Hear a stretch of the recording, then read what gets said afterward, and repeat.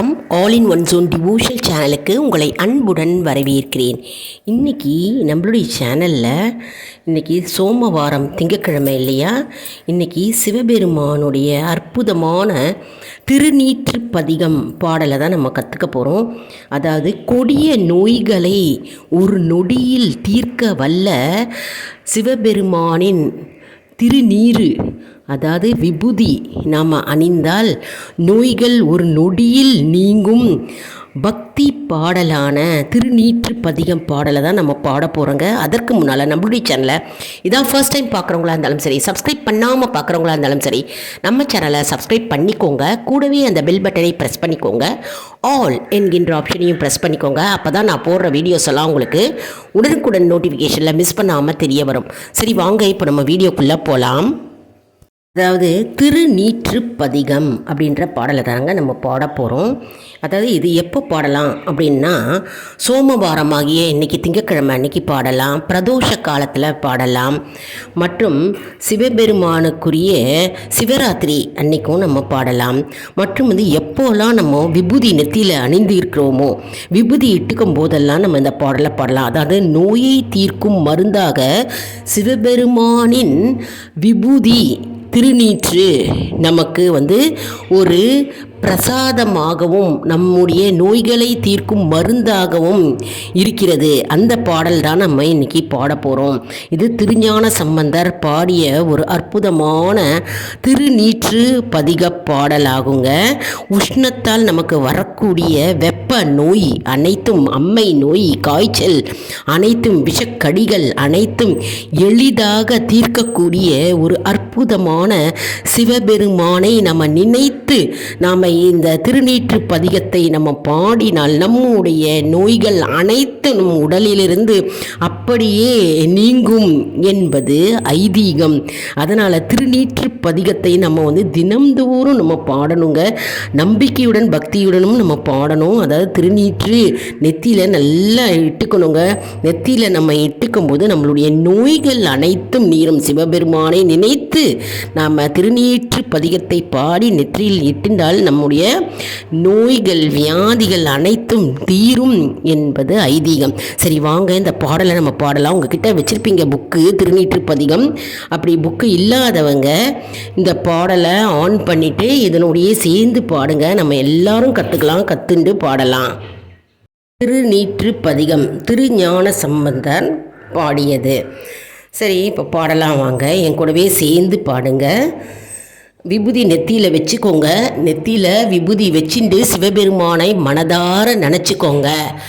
நினச்சிண்டு இந்த பாடலை என் கூட சேர்ந்து பாடுங்க.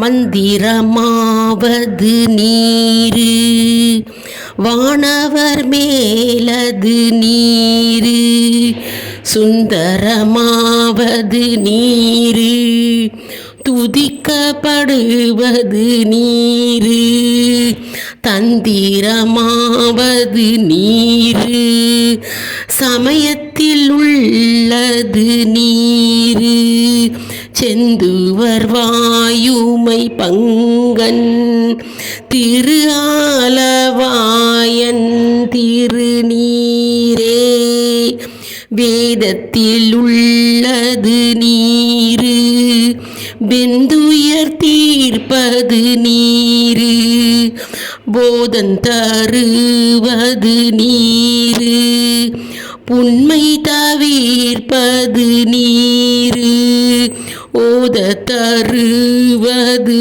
நீரு, உண்மையில் உள்ளது நீரு, சீத புனல் வயல் சூழ்ந்த திரு ஆலவாயான் திரு நீரே, முத்தி தருவது நீரு, முனிவர் அணிவது நீரு, சத்தியமாவது நீரு, தக்கோர் புகழ்வது நீரு, பக்தி தருவது நீரு, பரவ இனியது நீரு, சித்தி தருவது நீரு, திரு ஆலவாயன் திருநீரே காண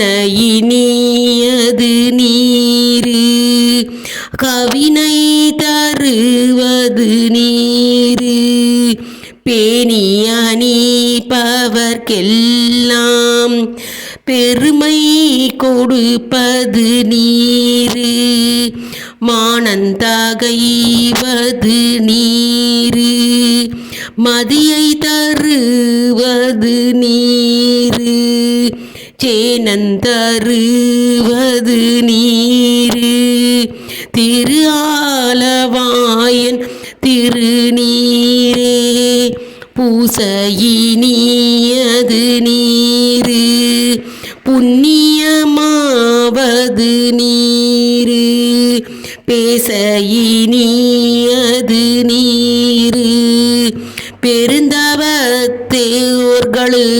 பெருந்தவத்தோர்களுக்கெல்லாம் ஆசை கெடுப்பது நீரு அந்த மாதாவது நீரு தேசம் புகழ்வது நீரு திரு ஆலவாயன் திருநீரே அறுத்தமதாவது நீரு அவலமறுப்பது நீரு வருத்தன் தணிப்பது நீரு வானம் அளிப்பது நீரு பொருத்தமாதாவது நீரு புண்ணியர் பூசும் வெந்நீரு திரு தகு மாளிகை சூழ்ந்த திரு ஆலவாயன் திருநீரே எயிலது அட்டது நீரு இருமைக்கும் உள்ளது நீரு பயிலப்படுவது நீரு பாக்கியமாவது நீரு துயிலை தடுப்பது நீரு சுத்தமதாவது நீரு அயிலை பொலி கருசூல தாளவாயன் திருநீரே ராவணன் மேலது நீரு என்ன தகுவது நீரு பரவணமாவது நீரு பாவமறுப்பது நீரு தரவணமாவது நீரு தத்துவமாவது நீரு அராவணங்குந்திருமேனி ஆலவாயன் திருநீரே மாலோடையன்றியாத வண்ணமுள்ளது நீரு மேலுரை தேவர்கள் தங்கள் மெய்யது வெண்பொடி நீரு ஏல உடம்பிடர் தீர்க்கும் இன்பம் தருவது நீரு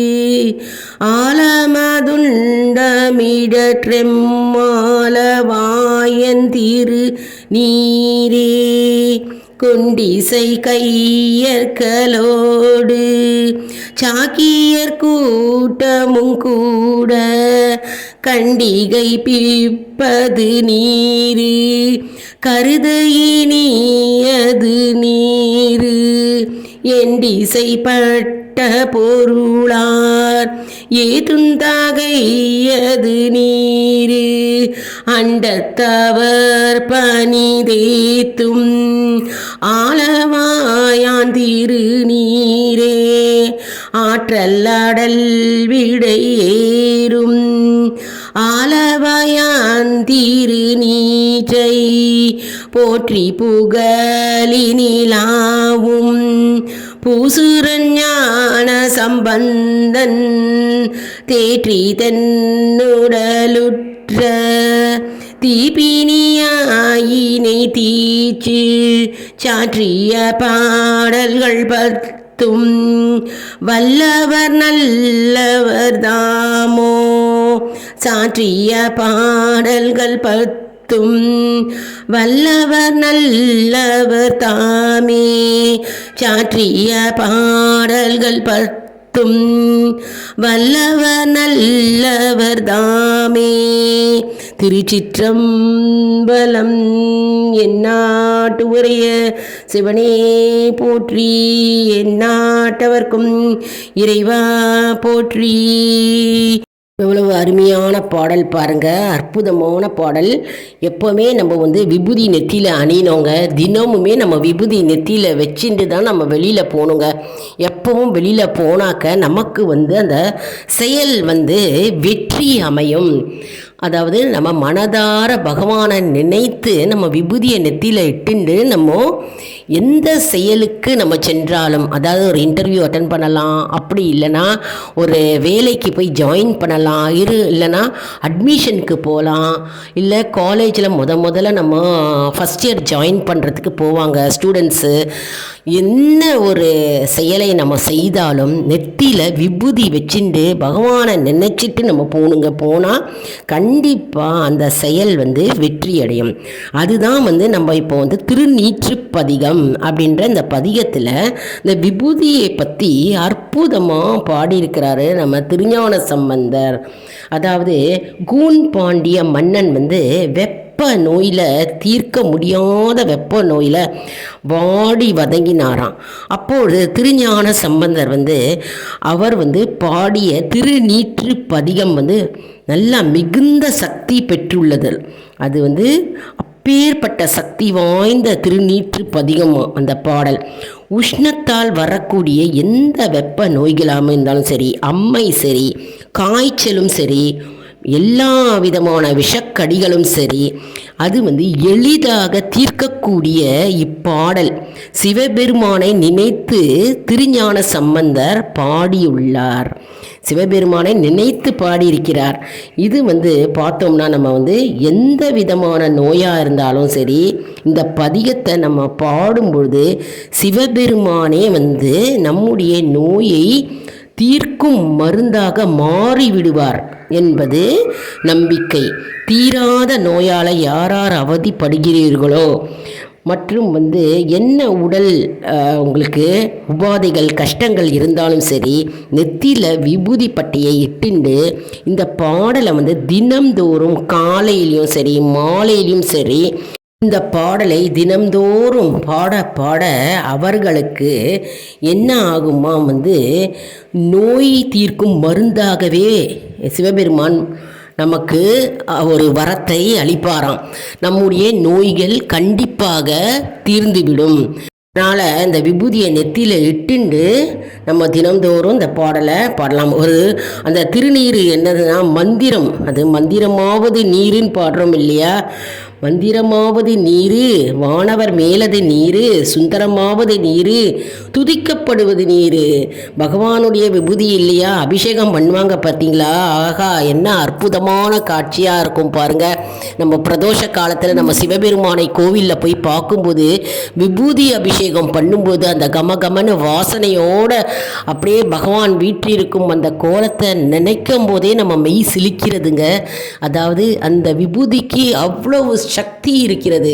சிவபெருமான் உடலில் பூசிய அந்த விபூதியை நம்ம நெற்றியில் இட்டுக்கொண்டு சிவபெருமானை நினைக்கும் போது நம்முடைய உடல் வியாதிகள், உடல் உபாதைகள் மற்றும் மன வேதனைகள், துன்பங்கள், துயரங்கள் அனைத்தும் நீக்கி விடுவார் அந்த சிவபெருமான். அதனால தான் இந்த திருநீற்று பதிகம் என்ற அற்புதமான பதிகத்தை திருஞான சம்பந்தர் நமக்கு அருளிருக்கிறார். அதாவது இது காலை மாலை 2 வேளையும் நம்ம வீட்டில் விளக்கேற்றி வச்சுட்டு நம்ம இந்த பாடலை பாடலாங்க. யாரெல்லாம் நோயில் அவதிப்படுகிறீர்களோ, உங்கள் வீட்டில் வேதனையோடு இருக்கிறீர்களோ, சிவபெருமானை நினைத்து நீங்கள் இந்த பாடலை பாடிண்டே வாங்களேன். பாட பாட பாட நமக்கு உடலில் இருக்கிற நோய்கள் வியாதிகள் அனைத்தும் மறைந்துவிடும். எந்த தீய சக்தியும் நம்மை நெருங்காது.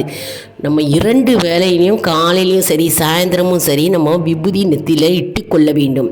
கண்டிப்பாக எப்போவுமே விபூதி நம்ம நெத்தியில் இருக்கணும். நெத்தியில் இட்டுக்கும் போது இந்த பாடலை நீங்கள் பாடலாம். அதாவது பாடுவதற்கு நேரம் இல்லை அப்படின்றவங்க ஒரு ஞாயிற்றுக்கிழமை பாடலாம், மாலை பொழுதில் பாடலாம்.